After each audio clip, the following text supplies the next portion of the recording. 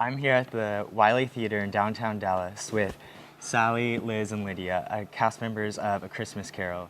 So A Christmas Carol has been kind of a tradition for the Dallas Theater Company. So how many years has this play been on?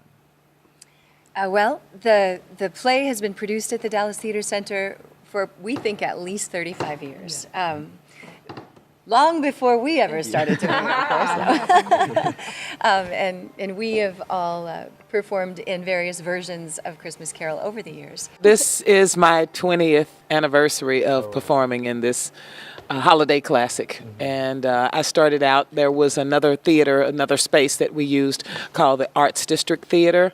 And for a number of years, I performed it there. And then we moved to another space, the Kalita Humphreys Theater, over off of Turtle Creek. And we did that there for, what, 8 years, 9 years? Yeah. And then we brought it over here to the Vahle Theater. But it's always a fun classic, you know. With a change in theaters, how has not only the set changed, but the play changed itself? It was quite different. It was that very Dickensian, Victorian era, set in London style and period. And while it's still the case with this show, it's been adapted to be a bit more modernized and set. Even though it's still set in London, it has this very American feel to it, and we don't use accents, for instance. So it's changed a little bit, and I happen to really like this adaptation, if I do say so. So what makes this adaptation and like the casting and everything this year different than any year in the past? The biggest difference is that there's a female Marley and Scrooge, which are traditionally, in the Dickens story, the novella, male characters. Right. So, in terms of the storytelling, there's not been a lot changed about that, except for changing he to she and her to him, or him to her. And a couple of characters change gender along with Scrooge and Marley as well in the storytelling. But that's the biggest change, pretty big change. Yeah. But it's been very exciting and a lot of fun. And I hope that people find that it's as resonant an experience, maybe hearing the same story a different way coming out of the mouths of women instead of men for whatever reason, it could be interesting. And how does it feel to be the first female Scrooge? It's really exciting and a little intimidating. At first I was like, why do you want to cast Scrooge as a woman? And Stephen, the director, said, because I don't see why it needs to be a man.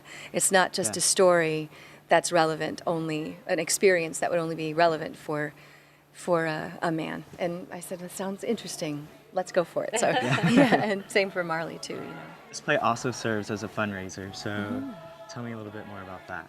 Yeah, so the Dallas Theater Center and specifically the production of A Christmas Carol, this is the 9th year in a row that we have partnered with the North Texas Food Bank. The North Texas Food Bank is an organization that serves food insecure North Texans specifically, providing people with meals who are not fortunate enough to be able to have consistent access to healthy, nutritious food. What was really exciting was last year. What was the actual goal last year? Do you guys remember? I think it was like $70,000. At the end of each show, we invite the audience to consider making a donation to the North Texas Food Bank. Every dollar or any amount of money that's donated goes 100% to providing meals. And last year, the Theater Center, after the run of the show, was able to present the North Texas Food Bank with a check for $138,000. So, Wow.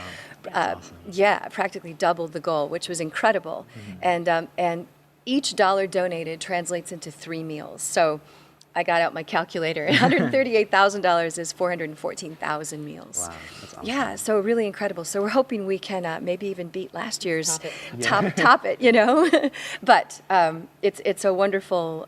It's really the patrons' generosity that provides the institution with the opportunity to be able to serve the North Texas Food Bank and provide them with that. All right. Well, thank you, ladies. After this, we'll be back with a performance from the play's very own Liz Mikel.